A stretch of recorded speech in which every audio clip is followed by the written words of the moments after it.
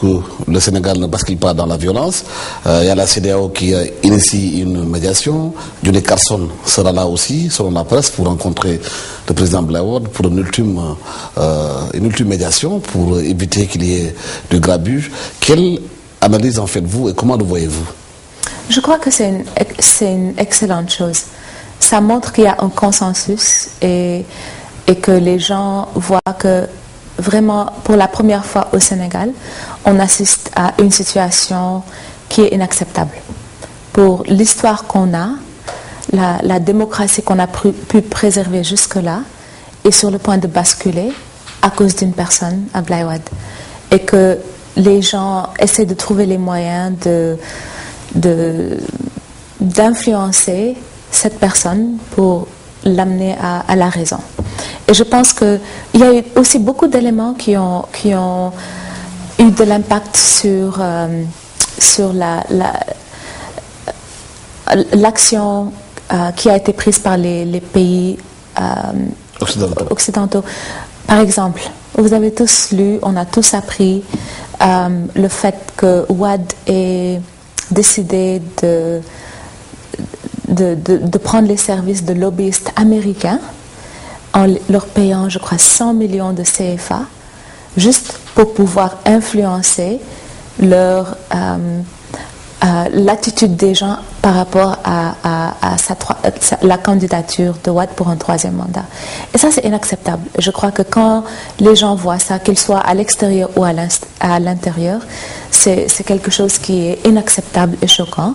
Et je pense que ça a contribué à vraiment influencer l'action des pays, pas seulement occidentaux, hein, mais dans le continent aussi, où les gens sont... Est-ce que vous, en étant une directrice de campagne qui a travaillé aux États-Unis, est-ce que vous avez participé aussi à cette conscientisation, entre guillemets, des Américains sur l'attitude par rapport au Sénégal? Est-ce qu'il y a eu des informations que vous avez pu donner? J'ai pas eu à faire ça. C'est des informations qui ont été communiquées publiquement. Moi, je me suis concentrée sur ma mission et je n'ai aucun intérêt à essayer de jouer d'autres rôles. Moi, mon rôle a été clair et précis. C'est d'être directrice de campagne de notre candidat. Maintenant, les actions que le président sortant Wade est en train de prendre, ça, je n'ai absolument aucun intérêt à suivre ou à oui, mais la violence est telle au Sénégal aujourd'hui qu'on n'avait jamais vu autant de violence par rapport à une élection présidentielle. 10 morts déjà, qui sont comptabilisés, beaucoup de blessés, des familles qui ont perdu beaucoup aussi dans cette bataille. Certains membres même des partis démocrates sénégalais, comme le sénateur Charles Mendy, demandent que l'élection présidentielle soit reportée, puisqu'il y a de la violence. Partagez cette vision?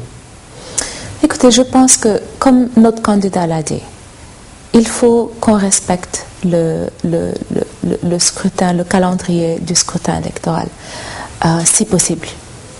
Mais on ne peut pas voter dans l'insurrection, pratiquement. Où chaque jour, les gens sont dans la rue, qui se battent, qui va voter en ce moment. Non, écoutez, je pense que, comme je l'ai dit tout à l'heure, tout va se jouer dans les jours à venir. Je pense que j'ai toujours espoir, je n'abandonne pas l'idée que Wade aura assez de sagesse pour voir l'instabilité qu'il crée dans le pays pour se retirer. Je pense que c'est toujours une option et on va continuer de nous battre pour que ça arrive. Est-ce que vous croyez qu'il y aura élection? Ou bien est-ce que s'il y a élection le jour, il n'y aura pas des gens du PDS ou bien même de l'opposition qui vont empêcher aux Sénégalais de voter? Parce qu'il suffit de faire quelques actions dans certains bureaux de vote pour empêcher aux gens de voter. Écoutez, ça c'est des spéculations, c'est des choses... Voilà, c'est des possibilités, mais c'est des spéculations. Donc, moi, je préfère ne pas rentrer dans des scénarios que ça peut se passer ou ça ne pas se passer. Je pense que nous, on reste constant dans la lutte de notre candidat. On va tout faire pour que la pression continue et pour qu'il retire sa candidature, pour qu'on ait des élections vraiment transparentes est légal le jour du scrutin. Et depuis 2007, il y a des pressions sur le Abdoulaye Wade. Mais aujourd'hui, on est pratiquement à 3 jours des élections. Vous pensez qu'une pression peut faire bouger Wade là où il est? Absolument. Comment? C'est la volonté du peuple. Tu ne peux pas aller contre la volonté du peuple, Alassane. Oui, la volonté du peuple, c'est bien beau tout ça. Mais le problème, non, c'est bien beau, mais il faut demander à Kadhafi. C'est le terrain. Non, mais je suis d'accord. Il faut demander à Gbagbo. Il faut demander à Ben Ali. Les réalités ne sont pas là. Mais c'est pas la même chose. Mais la volonté du peuple, quand elle est là, tu n'y peux rien. Peut-être que ça ne va pas se passer demain ou après-demain, mais tôt ou tard, Alassane, quand le pays te dit non, c'est non. Point. Vous êtes sûr que le pays a dit non à Abdoulaye Wade? C'est sûr ça? Il a des partisans qui se taisent, qui disent rien. Il a un parti démocratique sénégalais, il était au pouvoir. Vous êtes certain que le pays lui a dit non? Oui. Comment? Parce qu'on le vit, on le voit tous les jours. Tu peux acheter des voix, tu peux tout faire pour créer des conditions de vie inacceptables dans un pays où tu utilises l'argent de tes populations pour créer des monuments et donner à ton fils un jet privé. Mais en fin de compte, les populations, tôt ou tard, elles vont se faire entendre. Et ça, personne ne peut y échapper. Et ce qu'on voit, c'est des conditions de vie inacceptables dans notre pays. Et peut-être ça ne va pas se passer demain, peut-être ce ne sera pas après-demain, mais tôt ou tard, les populations vont se faire entendre. Vous parlez des conditions de vie des populations. Est-ce que vous avez vécu ces conditions de vie des populations? Absolument. Comment vous les sentez? Je l'ai senti parce que, vous savez, c'est vrai, je suis née aux États-Unis. Mes parents étaient étudiants. Mais dès qu'ils ont fini leurs études, quand j'avais 3 ans, on est venu ici au Sénégal.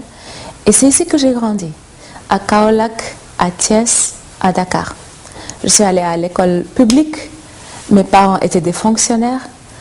On n'a pas été privilégié dans quoi que ce soit. Tout ce qu'on a eu, c'était l'effort et le travail que mes parents ont fourni.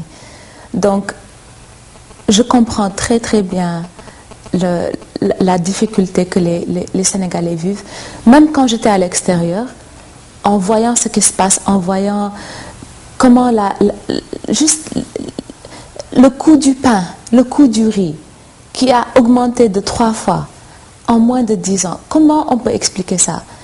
Tout ça, c'est des souffrances qui sont là, qui sont vécues par nos populations.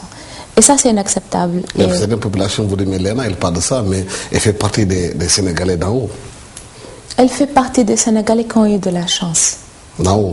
J'ai eu de la chance. J'ai eu de la chance parce que je suis née aux États-Unis, comme je l'ai dit. Parce que mes parents étaient étudiants là-bas. C'est tout. Mais j'ai fait Bangré-Cité, ici. J'ai fait le lycée Malick Sy. J'ai fait Seydou Nourou Tall. Je ne suis pas allée au Mariste. Je n'ai pas eu de bourse spéciale. Tout ce que j'ai eu, c'est par la force de la volonté de Dieu et aussi, bien évidemment, j'ai tout fait pour progresser personnellement. Mais ça n'a pas été donné. Mon père ne m'a rien donné. Mon père m'a donné ce qu'il m'a donné qui est le plus important, c'est la notion de valeur et de respect de soi et qu'on ne peut pas t'acheter. Ça, c'est ce qu'il m'a donné. Il ne m'a pas donné l'argent, il ne m'a pas donné les moyens pour devenir quelque chose. Ça, c'est quelque chose que tu obtiens toi-même. Et ça, je l'adore pour ça, et je le respecte pour ça. C'est des valeurs qu'on ne peut pas acheter. Donc, ça c'est des choses qui m'ont été données et à ma famille, à ma soeur et à mon frère depuis qu'on était jeunes. Je disais tantôt, beaucoup de Sénégalais sont devant les hôpitaux, n'ont pas le moyen de soigner. Vous aspirez à prendre le pays. Si vous le prenez, il ne s'agit pas de dire on va faire. Qu'est-ce que vous allez faire et comment allez-vous faire? Déjà, il faut qu'on clarifie une chose. Ce n'est pas nous, c'est notre candidat qui aspire à prendre le pays. Il est dans une équipe. Oui, il est absolument dans une équipe. Mais on est derrière lui. C'est lui qui prend les décisions et qui a les solutions pour les Sénégalais. C'est Idrissa Seck. C'est Idrissa Seck et son équipe derrière lui. Et comme je l'ai dit, c'est quelqu'un qui a passé les années passées à faire des visites de proximité, à rencontrer les experts dans tous les secteurs pour chercher les solutions qui vont bénéficier tous les Sénégalais, qu'ils soient à l'intérieur du pays et dans la diaspora. Donc c'est ça qui a été à la base de son projet de société, son programme pour le Sénégal, qui a été communiqué en novembre et qui est disponible dans le site officiel de notre candidat et du quatrième président. Il y a la cherté de la vie, les Sénégalais payent le courant plus cher, payent l'eau, l'électricité cher, l'huile cher, le pain cher. Justement. C'est des questions fondamentales. Non, mais absolument. Absolument, Alassane. Ce que je dis, c'est que toutes ces questions, tous les secteurs qui touchent le Sénégal ont été pris en compte dans son programme pour le Sénégal. Tout ce que vous avez à faire, comme je l'ai dit, c'est dans le site officiel educatpresident.com. Tous les secteurs sont touchés, mais on ne peut pas parler de programme individuel d'un candidat ou d'un autre sans le préalable. Le préalable, c'est la fondation. C'est-à-dire, il faut que la Constitution soit respectée. Si ce n'est pas le cas, on ne va rien accomplir. Quelles que soient les idées ou les solutions proposées par quelque candidat que ce soit, tant que la Constitution n'est pas respectée, rien ne pourra être accompli. Parce que tout pourra être changé à la dernière minute, à la volonté du chef de l'État qui pense qu'il peut avoir la force de changer les choses à sa volonté. Tant que ça n'est pas réglé, on ne peut pas parler de programme individuel de candidat. Oui, mais ça, vous le dites, le Conseil a déjà donné son verdict. Comme je le disais tantôt, les choses sont déjà là, à l'État. Le camp du pouvoir vous dit, mais s'ils n'étaient pas contents, il ne fallait pas déposer le candidat. C'est une question que je répète dans cette émission. Donc vous devez déposer votre candidature quand même. Absolument. Et en acceptant en ce moment-là que le Conseil fasse ce travail. Mais c'est clair. Est-ce qu'il n'y a pas d'incohérence dans votre il n'y a absolument aucune incohérence. Parce que si tu comptes sur un Conseil constitutionnel à jouer son rôle, à être objectif, et de faire ce que la Constitution dit, ça c'est une chose. Et si tu as un Conseil constitutionnel qui bénéficie de hausse de salaire, de bénéfices de 5 millions, ça c'est autre chose. Donc, on ne peut pas parler d'une situation qui est absolument normale et cohérente. On est dans un environnement où on a un président qui est prêt à tout pour imposer sa candidature pour un troisième mandat qui est inconstitutionnel. Donc, il faut que nous aussi, on soit prêts à tout pour l'arrêter. Et c'est ce que notre candidat fait. Maintenant, sur le plan personnel, vous avez tout laissé, vous avez décidé de venir, parce qu'on avait commencé comme ça le début de cet entretien. Qu'est-ce que vous avez appris quand vous êtes venu au Sénégal, dans cette campagne-là, personnellement? Comment vous la vivez? Personnellement, j'ai appris que je suis fière du choix que j'ai fait. Parce que tous les jours que j'ai passés à côté de Idrissa Seck, chaque jour a aidé à renforcer cette certitude que j'ai, qu'il est le meilleur choix pour l'avenir du Sénégal. Point. Pour les jeunes, pour les femmes, pour tout le monde. Et vous, personnellement, comment vous vivez cela? Je vis ça avec beaucoup d'humilité et beaucoup de gratitude. C'est pas facile, hein, je ne vais pas vous dire que c'est facile, mais pouvoir participer à la lutte pour l'avenir de notre pays, c'est un honneur et c'est un privilège. Et beaucoup de gens qui vous rencontrent dans la campagne disent que vous avez beaucoup de succès dans la campagne. Pourquoi? C'est quoi votre secret? On a une équipe formidable. Vous, personnellement? On a une équipe formidable. Ce n'est pas une question d'une personne. On est ensemble, on travaille ensemble, on a la même mission et on fait tout pour que notre candidat réussisse. Mais est-ce que n'a pas choisi Léna aussi, parce qu'aussi elle dégage une autre personnalité qui fait qu'elle magnétise beaucoup de gens qui la regardent? Alassane, laaj ko. Il faut lui demander. Je ne peux pas répondre à la place de Idrissa. Tout ce que je sais, c'est qu'il m'a donné une mission et je travaille avec mon équipe. Maintenant, le reste, là, il faut que yow nga laaj ko.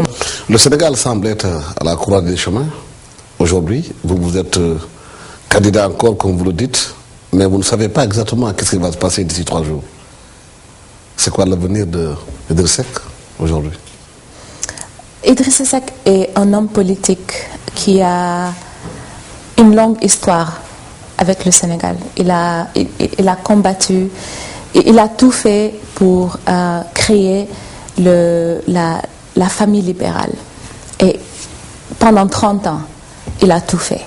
Donc, je pense que quoi qu'il arrive dans les jours à venir, c'est quelqu'un qui va rester dans le cœur des Sénégalais. Et c'est quelqu'un qui va continuer de se battre, quelle que soit la situation dans laquelle on vit. Mais c'est quelqu'un qui est déterminé à servir le peuple sénégalais dans le pays et dans la diaspora. Et rien ne va l'empêcher de continuer de le faire, quel que soit. Vous allez en bataille. Est-ce que vous envisagez aussi de perdre aussi? Jamais. Pourquoi? Parce que on est là pour aider notre candidat à gagner. On ne va pas s'engager dans une bataille pour perdre. Donc on s'engage. Quand on va dans une bataille, il y a tous les plans. Il y a le plan A. Non, absolument. Mais notre priorité, c'est de faire que notre candidat qu'il gagne. Mais avant ça, il faut bien évidemment que la situation soit enfin, que le minimum soit là, que la Constitution soit respectée, que Wade retire sa candidature et qu'on ait un environnement où on peut avoir des élections transparentes. Et s'il n'y a pas d'élection? On va continuer la lutte, Alassane. Ça, ce n'est pas une question de jour. C'est une question de principe. C'est une question c'est un minimum. On ne peut pas bâtir ou essayer d'amener des changements dans un pays quand les conditions préalables ne sont pas établies. C'est impossible. Il faut que la fondation soit établie avant qu'on parle de la construction de la maison ou de quoi que ce soit. Est-ce que les autres concurrents avec qui vous êtes n'ont pas cette même vision que vous? Ils ont signé la même déclaration que notre candidat. Donc pas une forcément. Bible, la déclaration, c'est pas une Bible. Mais c'est leur signature. Si c'est des gens qui veulent gouverner ce pays, si leur signature ne compte pour rien, alors ils ne devraient pas être candidats. Léna Sène, merci de nous avoir reçus chez vous. Je rappelle que Léna Sène est la directrice de campagne du candidat Idriss Seck. idforpresident.com, c'est son site internet. Merci Léna de nous avoir reçus chez vous. Au revoir.